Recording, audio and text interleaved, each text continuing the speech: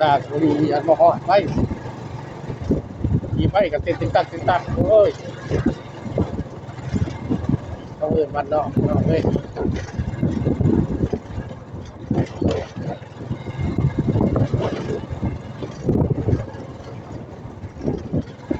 ไปทางนี้พระวังโพ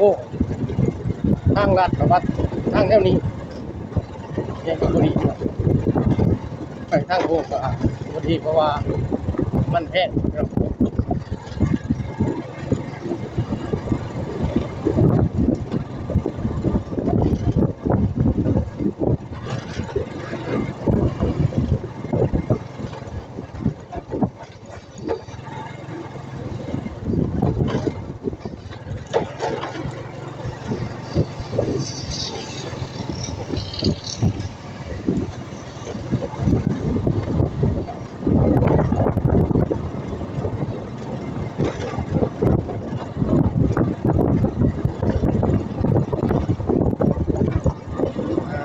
เด็ดเลยพี่น้องภาพเลย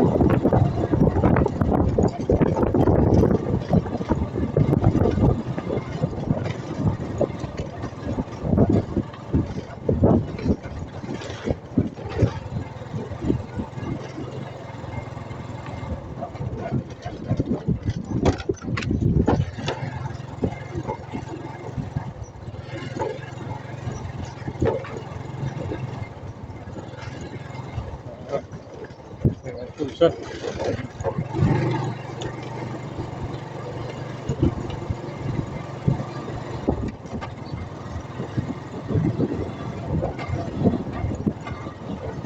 คนเมื่อยก็อดครับ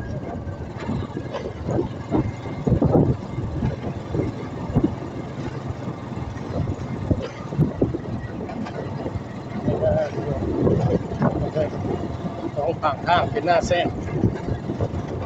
ด้วยน้ำปัง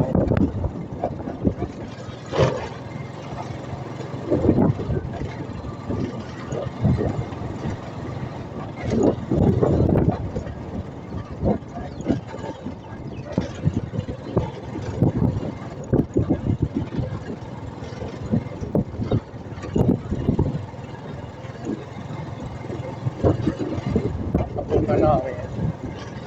ขับรถในเมืองนะครับได้ก็เป็นผู้เก่งลงให้หน้าครับแบบนี้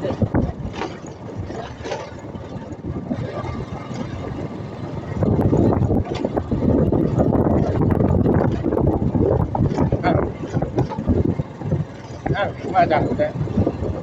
บ้านพวกบ้าน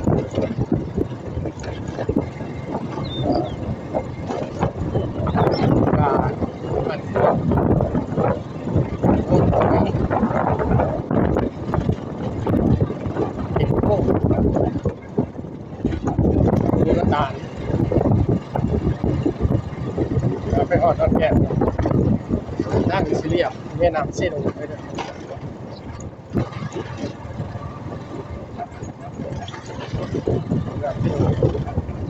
ที่เราต้องไปแม่น้ำโอ้กันนะนครปากซีแข่งจะมาซัด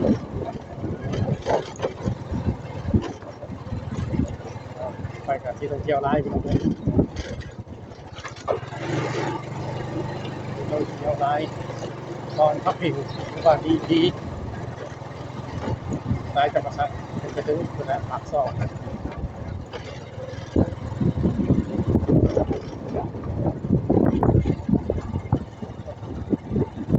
ก็ใส่ร้ายเนาะธรรมดานะครับแต่มันลึกแค่แต่อยู่ในหลังแต่ว่านั่น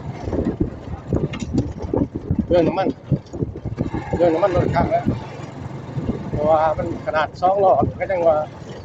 แลนเปลี่ยนเบรกเลยยิ่งไปใส่แบบเป็นซ่าเล็กโลในเป็น2เนี่ยพี่น้องแรงอะไรเพราะว่าทางมันเป็นพอ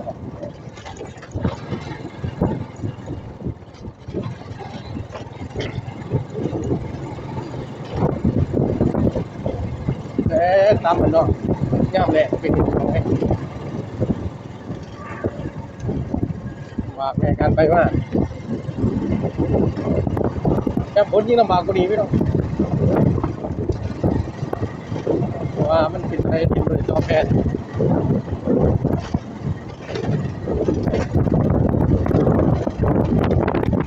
แต่มีประกาศอะไร4 แขวงภาคใต้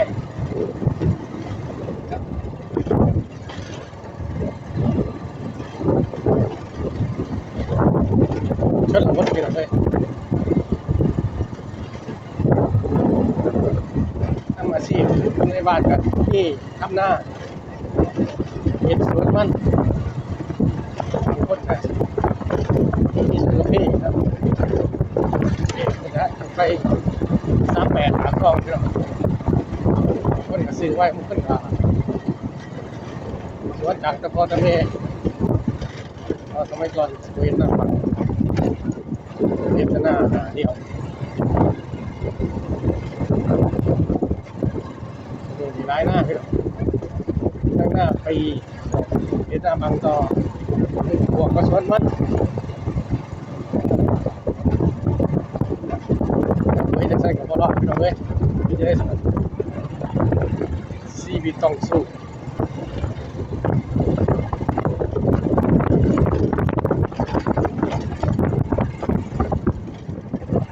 สำเร็จแล้วนี่ว่าข้อกินพี่น้องบางคนยังแต่งงานเพื่อน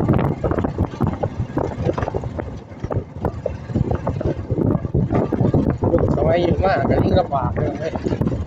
เพราะว่าเรื่องการว่าเรื่องมันเป็นราคายิ่งกันนะยิ่งลำบากเลยมากินเองก็ได้ก็ใช้ได้เงินของฝ่าย